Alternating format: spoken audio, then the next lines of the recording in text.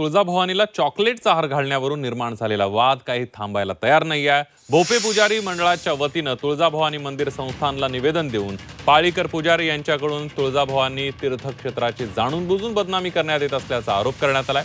काही दिवसांपूर्वी एका भक्तानं तुळजाभवानीला चॉकलेटचा हार घातला होता, मात्र त्याला पाळीकर पुजारी मंडळाकडून विरोध करण्यात आला होता।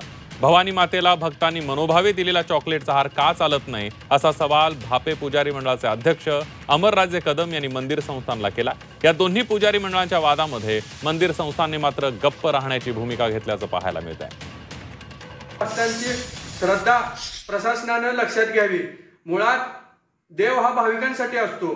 भाविकांची जर इच्छा पूर्ण प्रशासन करणार नसेल तर मग ह्याला आम्ही भोपे पुजाऱ्यांना काय मग म्हणावं?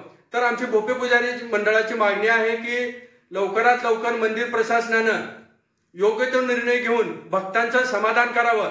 शेवटी भक्तांनी श्रद्धेपोटी आणलेल्या वस्तू देवीच्या चरणावरती कमीत कमी देवीवरती ह्या गेल्याच पाहिजे, ही आमची भूमिका आहे।